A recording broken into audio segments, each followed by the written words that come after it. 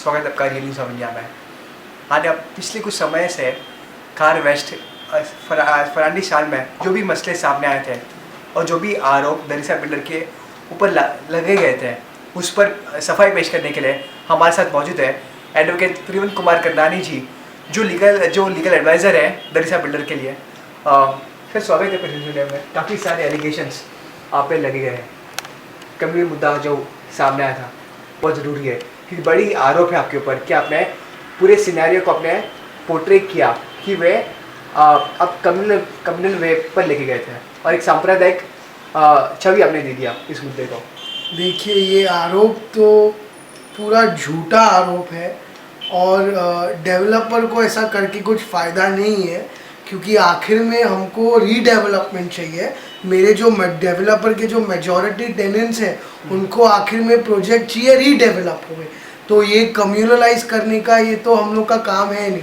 But लेकिन फिर आपने सिंस बात उठाई है तो मैं इसमें आपको सफाई पेश कर देता हूँ।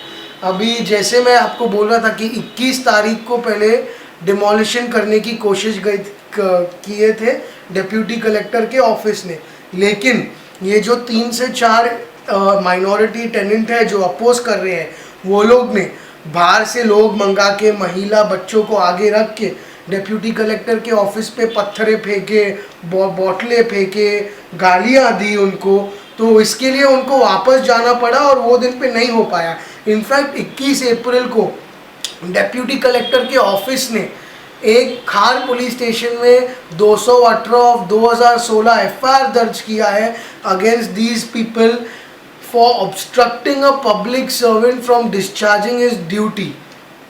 सो subsequently on 8 June when the demolition was carried out, the competent authority and the Khar police station has come to protect the competent authority। 90% SRA projects में आजकल आरोप लगाते हैं और आरोप क्यों लगाते हैं? क्योंकि ये जो 3 से 4 जो अपने आप को बहुत स्मार्ट समझते हैं, इनको लगता है कि हम झूठे आरोप लगा के टेबल के नीचे और पैसा मांगेंगे और लैंड मांगेंगे, लेकिन ऐसा नहीं होता है।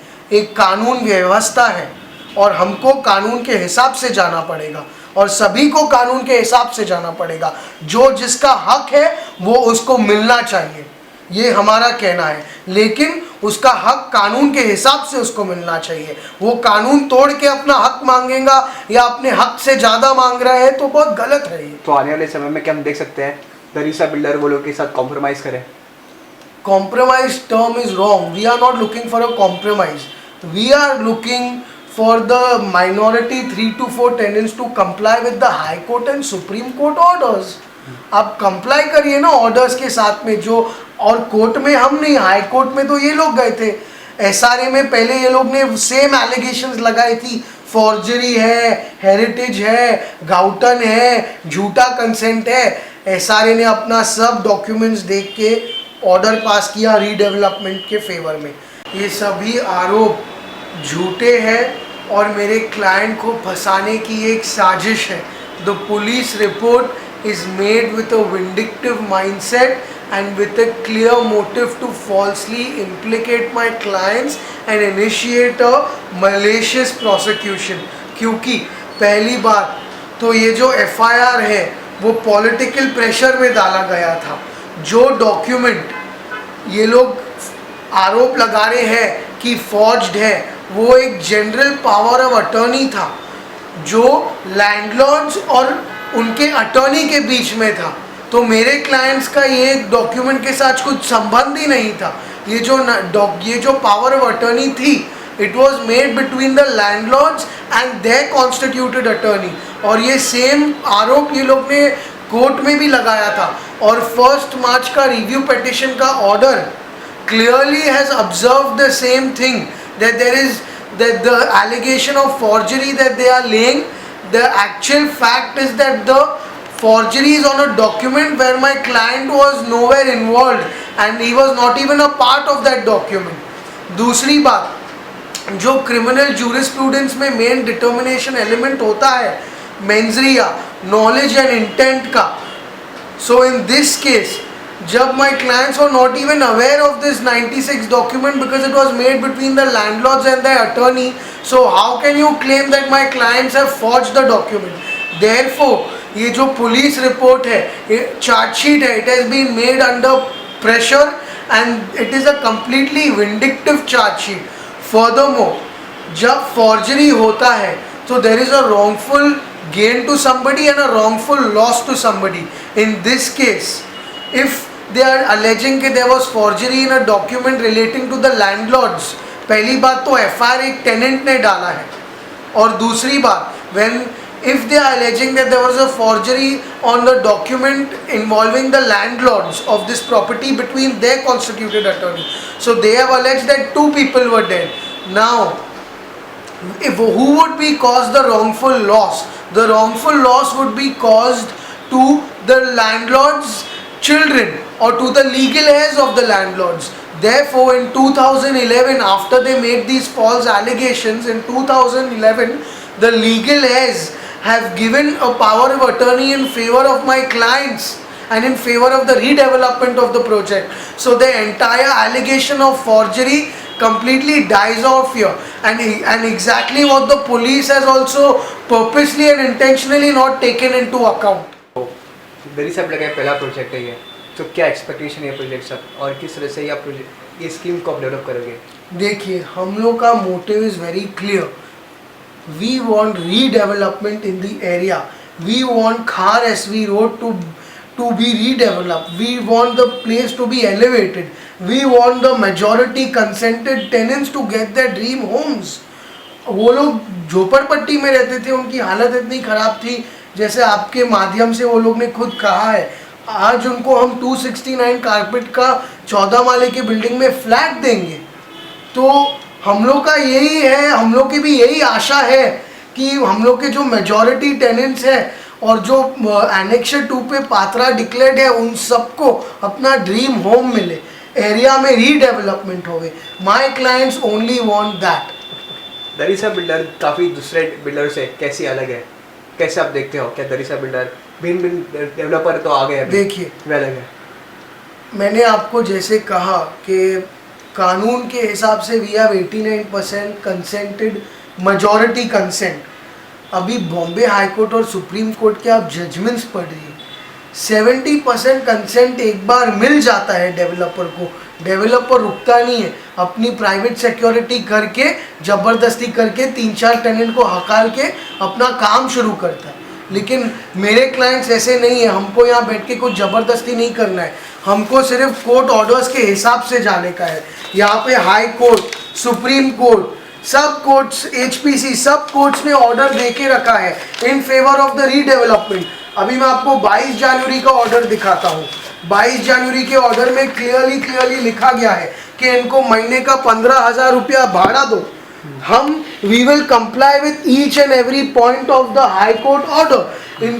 इनके ऑर्डर में 22 जनवरी के ऑर्डर में ये भी लिखा है कि जो टेनेंट्स हैं उनको 29 फरवरी को पीसफुली वैकेट करना चाहिए था, लेकिन वो लोग ने फिर भी कोर्ट के ऑर्डर के साथ में कंप्लाई नहीं किया है.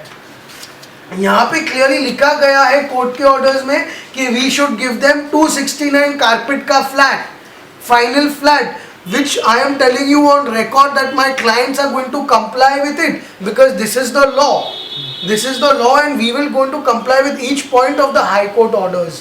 So what other developers do is they don't wait so much. 70% मिल गया, जबरदस्ती करो, तोड़ दो, क्योंकि कोर्ट के ऑर्डर्स है. लेकिन यहाँ पे मैं आपके माध्यम से, अगर ये टेनेंट्स हिंदी भाषा समझते हैं तो आपके माध्यम से मैं उनको यहाँ पर बुलाना चाहता हूँ और कहना चाहता हूँ, आइए अग्रीमेंट साइन कीजिए, अपना भाड़ा लीजिए और रुकिए. हम 18 महीने में आपको कंप्लीट करके हम आपको आपका 269 कारपेट का फ्लैट देना चाहते हैं. लेकिन आप एटलीस्ट आके अग्रीमेंट साइन करिए. आप जो 3 से 4 माइनॉरिटी टेनेंट्स हैं, आपके लिए हम 89% वाले जो मेजॉरिटी टेनेंट्स हैं उनको हम कितना रुकाए करने को. जब कोर्ट ने डिसाइड कर लिया है मैटर, आप लेके गए थे कोर्ट में मैटर, आप लेके गए थे लिटिगेशन में मैटर.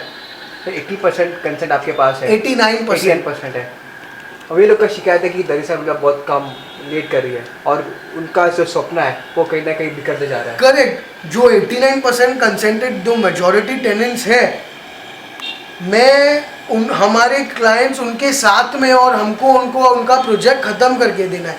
बट सिमिलरली ये जो 3 से 4 अपोजिंग टेनेंट्स जो ज़बरदस्ती कर रहे हैं, एक्टिविस्ट और कोई एनजीओ को लेकर ये लोग जो ज़बरदस्ती और जो एक्सटॉर्शन करने की कोशिश कर रहे हैं, मैं उनसे इतना ही कहना चाहूँगा कि आपके माध्यम से please come and amicably settle so we can go ahead with the redevelopment, and even the majority consented tenants will not be able to wait for longer picture, and we will have to take the local police station into the picture to put up the patras as per the valid LOI and to go ahead with the redevelopment. Okay. We will have to take the competent authorities into the picture to see what is the next step. Advocate Trivan Kumar, आप एक पेशेदार वकील हो, हाँ जी, क्या आपको लगता है इसके पीछे कोई समूह का हाथ है, षड्यंत्र है किसी का? ऑफ कोर्स मैं आपको तो क्या हमारे चैनल के द्वारा आप एक्सपोज करना चाहोगे कौन है ये? ऑफ कोर्स मैं एग्जैक्टली देखिए, मैं नाम सबके जानता हूँ, लेकिन जब तक मेरा पेपर वर्क नहीं होता है ना, मैं एलिगेशन कुछ बनाता ऐसे कहता नहीं हूँ। लेकिन मैं आपको इतना कंफर्म बता सकता हूँ कि खार, बांद्रा, सांता क्रूज में कोई सोशल एक्टिविस्ट्स, कोई पॉलिटिकल पार्टीज की एक मिली भगत है, एक नेक्सस है जो खार, बांद्रा, सांता क्रूज एरिया में प्रोग्रेस और डेवलपमेंट को रोकने की कोशिश कर रहे हैं, स्लो डाउन करने की कोशिश कर रहे हैं। क्योंकि एक प्रोजेक्ट नहीं, हर प्रोजेक्ट में प्राइवेट पब्लिक ये एनजीओज और ये एक्टिविस्ट घुस के अपना एक खुद का एजेंडा चलाने की कोशिश करते हैं। तो बहुत गलत हो रहा है और एक ये बहुत स्ट्रॉन्ग नेक्सस है ग्राउंड लेवल पे। आज के नाम पे आरटीआई एक्टिविस्ट का शेल्टर के अंडर ये लोग एक्टिविज्म नहीं, एक्सटॉर्शन कर रहे हैं। ये मेरा आरोप है उनके ऊपर। ये आरोप लगे कि ये हेरिटेज है, गाउटन है एरिया है, उसको भी आपने एक स्लम डिक्लेयर किया है। देखिए, ये आरोप तो सब झूठे आरोप है, क्योंकि as per law when a property comes under the heritage, when it is a heritage, it is registered with the heritage committee of India. ये थे झोपड़पट्टियाँ, they were slums, okay, so this was not a heritage. Secondly, they were slums. The deputy collector and the competent authority have come first, surveyed the plot.